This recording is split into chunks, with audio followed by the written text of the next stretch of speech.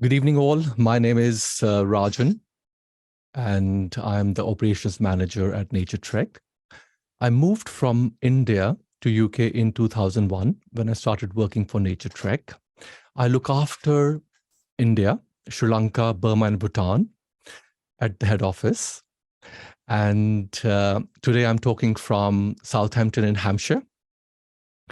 It's a bit rainy here, but let me take you to the sunny tropical Sri Lanka. So to give you some perspective where Sri Lanka is, it is in Indian Ocean, southeast of India.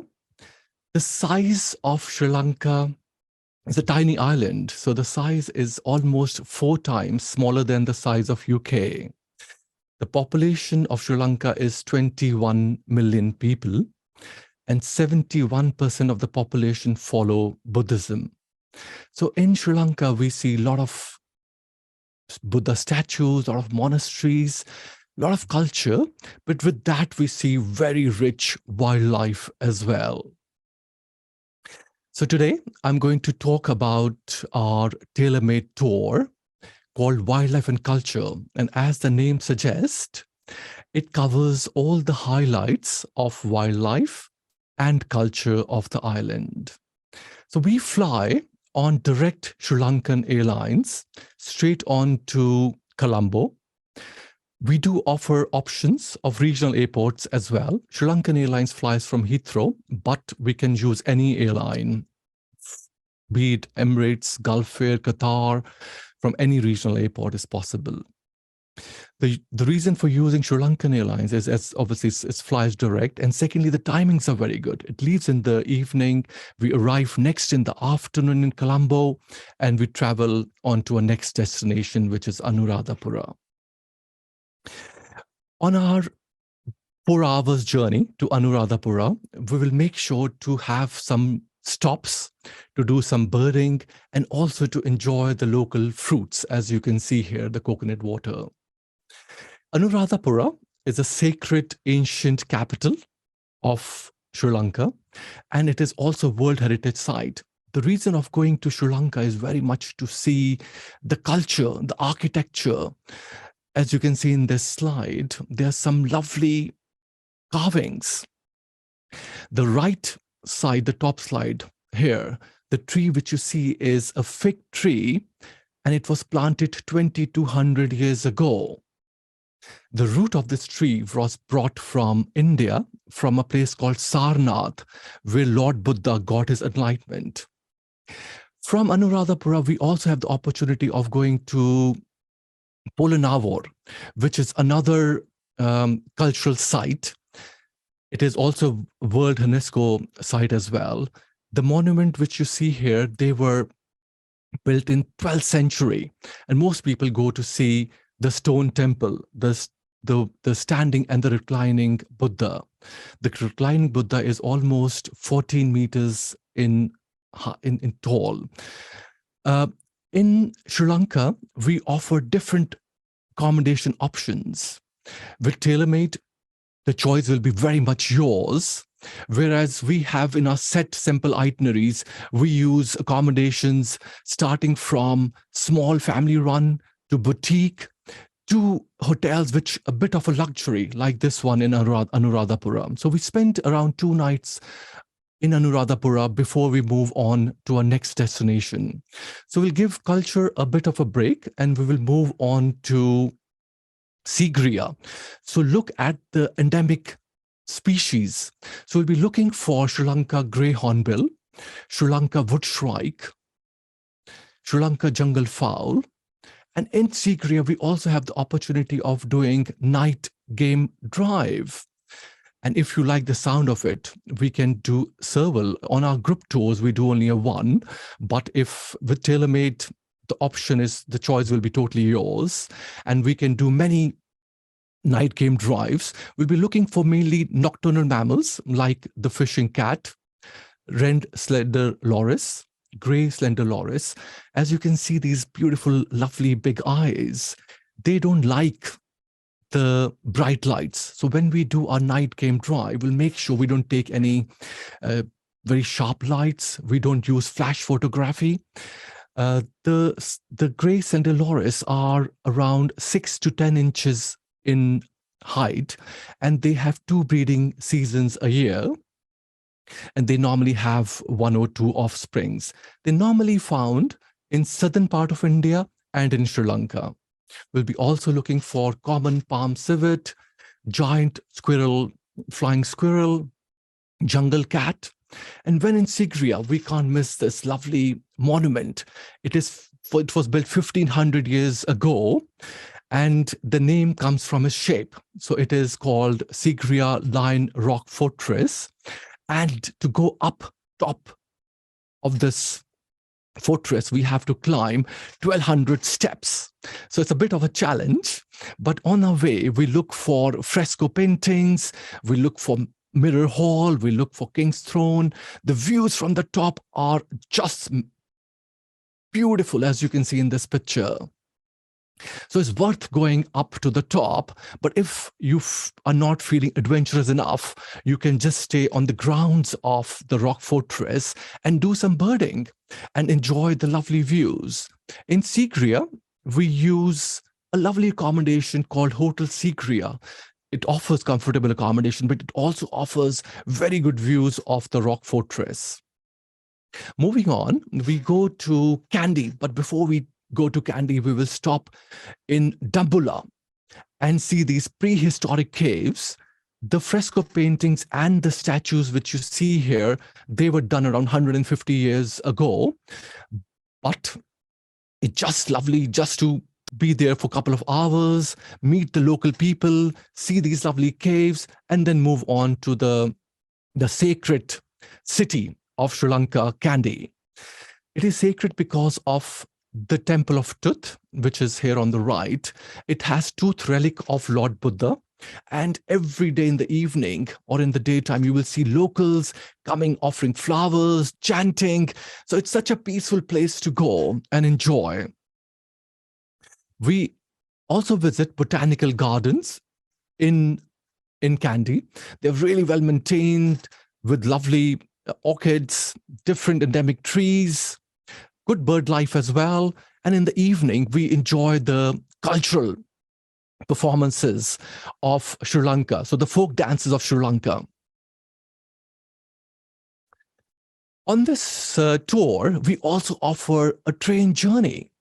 So Sri Lanka, most of the travel is done on road. There are not many internal flights or train routes, but on this sector, we use a very scenic train journey from Kandy to a place called Ella and then on to Nuralia. It is a very scenic train journey. When we arrive in Nuralia, you will feel that you are in Little England. It has Victorian architecture, old post office, cabin near late Gregory. Our late Queen has visited this lovely place a few times. So it has that charm. And this is the only place where you will need warm clothing. It's a very tropical. So most of the clothing which you will require is very much comfortable. T-shirts, shorts will be fine. Whereas here you will need a fleece and trousers as it is in the mountains. Again, in Nuralia, we'll be visiting tea gardens to see how the tree is grown. If we get the opportunity and if you're interested, we'll take you to a tea factory as well to see how the tea is processed, maybe to try a Sri Lankan cup as well.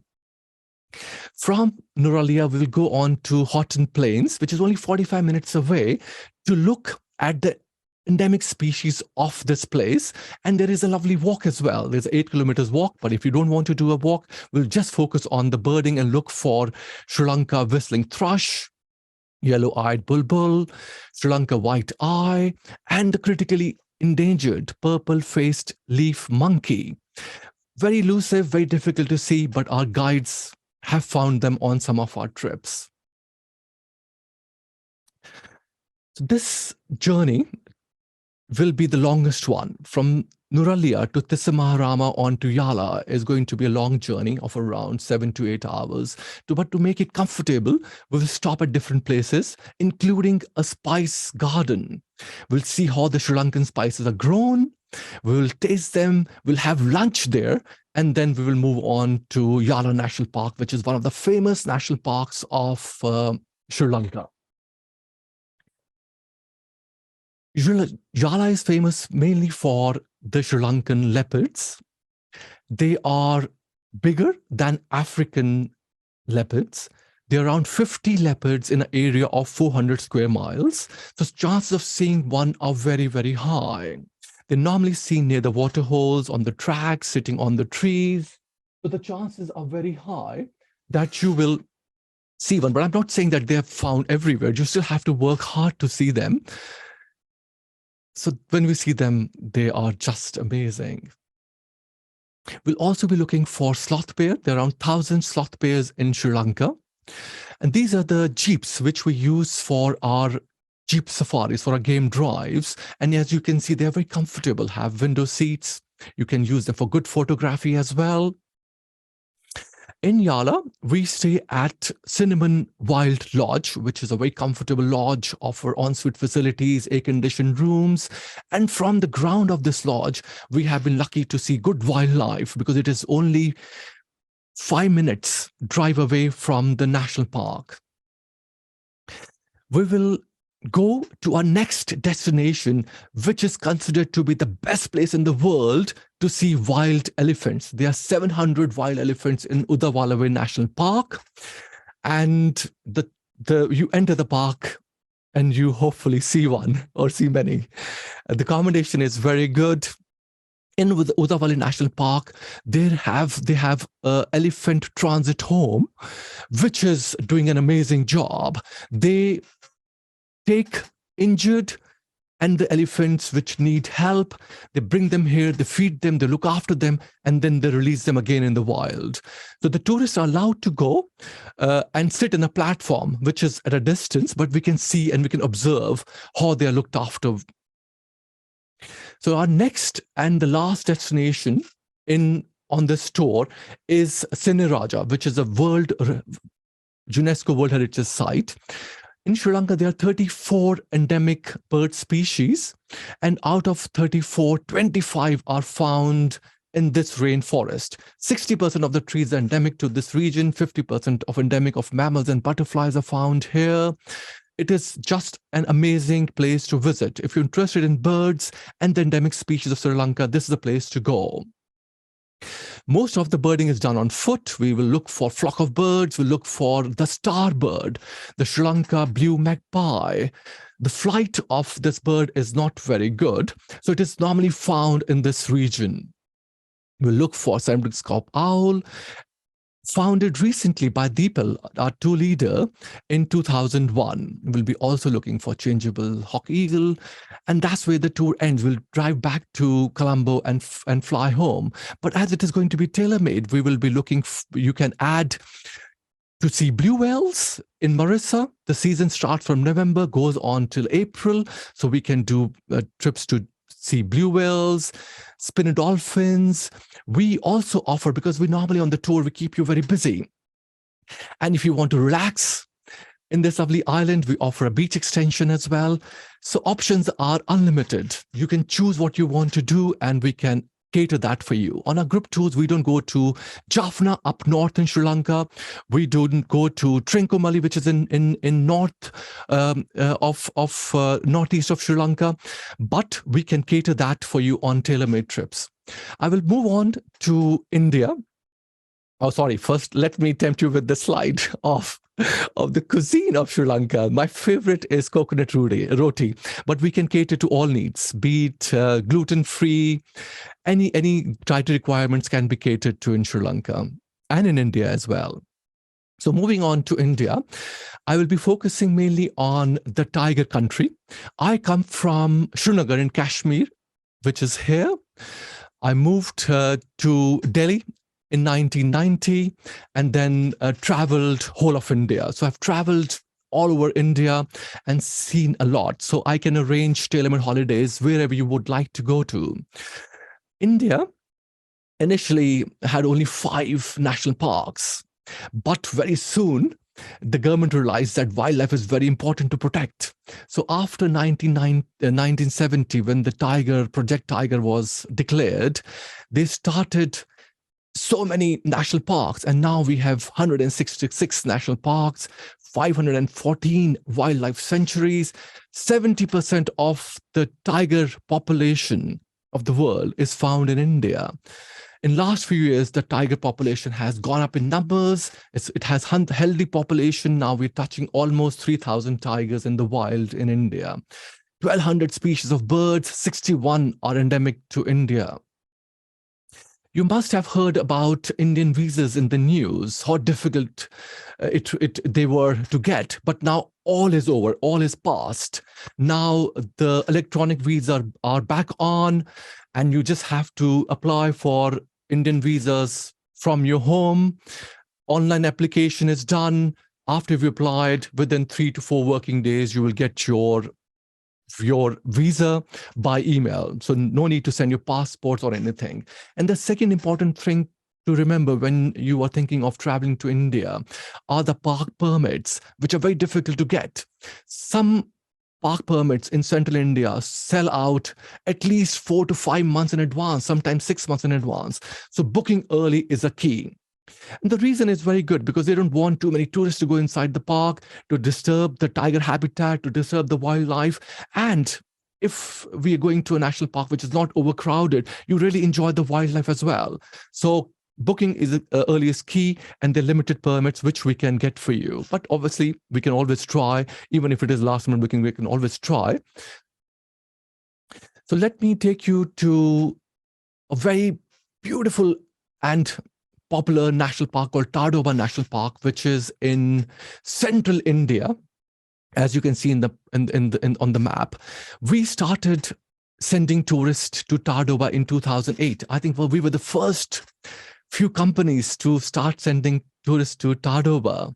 But very soon we saw the tiger sightings were very good. Many companies doing it as well. But tiger sightings are amazing. Naturetrek have 100% tiger sighting record in Tadoba. It has beautiful lakes inside. It has dense forest of teak and bamboo. It is also famous for sloth bear, gaur, wild dogs, and many other. But tigers are the key. So the chance of seeing tigers in this national park are very good. Let me give you some details of how we do the game safaris, the jeep safaris in most of the national parks in central India. So the early morning, the wake-up call is given at around 5 in the morning, which is very early, I'm afraid. And by around 5:45, after having hot tea and coffee, we will start on these open jeeps with our packed breakfast, and we'll start the game drive. At around 8ish, we'll have a breakfast, as you can see, laid nicely on the jeep. And we'll come back to our lodge by around 10:30, 11. So the morning game drives tend to be longer than the afternoon game drives. So we'll spend some time in the lodge after a morning game drive. We'll enjoy the swimming pool, the comfortable rooms. We'll enjoy our lunch. And then by around 2:30, 3 o'clock, we'll go back to the national park and enjoy the afternoon game drive and come back when it is sunset. So moving on, we will go on to the second most popular national park of central India, which is Pench National Park, which is the inspiration for Kipling's Jungle Book. And you may have seen a documentary by BBC, Spy in the Jungle. So that was shot in this national park. It is only a couple of hours drive from a big city called Nagpur. So very popular with tourists and local tourists as well. It is mainly teak forest. Tiger sightings are not that good, but very good for wild dogs. Amazing hunters. They hunt in packs, and the chance of seeing them are very high in Pench. Kanha National Park is my favorite national park in whole of India. I just love Kanha. It is evergreen sal forest. It's a huge big park, have 2 entry points, offer 200 species of birds, 22 species of mammals, have swamp deer, and your chance of seeing tigers are very, very good. These are swamp deers. tiger sightings are just lovely. When you see tigers there, you will just enjoy. Blue Bull. And we stay mainly in Kana Jungle Lodge. And this is a family who looks after this lodge. Dimple looks after the food part of it.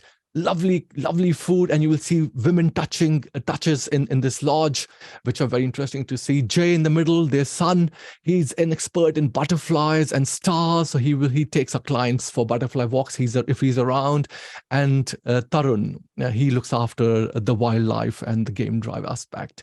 Lovely lodge. People love it. Simple, but lovely jungle lodge. The population of India, 70% stays in villages. The life of villages is very simple, and the villages are mainly employed in agriculture. So if you're keen on your Tailmormade holiday, we can take you to a village, show you the village life as well.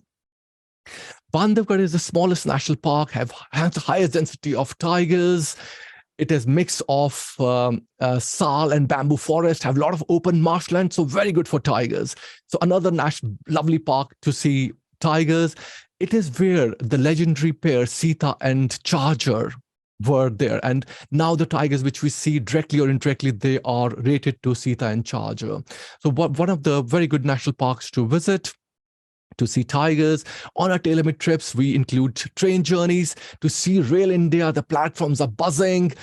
People are offering teas. The fellow travelers will come to you, say hello. They will want to speak to you. So it's a lovely way to travel and see the real part of India. So Tiger's part is finished in central India, but if you want to see one-horned rhinos, we can take you to Kaziranga. We can take you to Corbett National Park to see wild elephants. We can take you to Jorhat, to Gibbon Sanctuary, to see hillock gibbons. We can take you to Gujarat to see hyenas, Asiatic lions, red panda, of course. We can do it in West Bengal. So there's so many things which we can see in India, like the snow leopard up in Ladakh, in Himas National Park in Ule, birding skimmers in Chambal. But when you go to India, how can you miss Taj Mahal, all the culture of it? So we can include Taj Mahal, we can include Palace of Winds in Jaipur, the Jaswantara, the Mahargan Fort in Jodhpur, the Qutub Minar in Delhi, the beautiful village in Orcha. India is really colorful. It is a colorful country, and the spices and the food is amazing. So thank you very much, and I hope you enjoyed the presentation. I will hand over back to Georgie and open the floor for questions.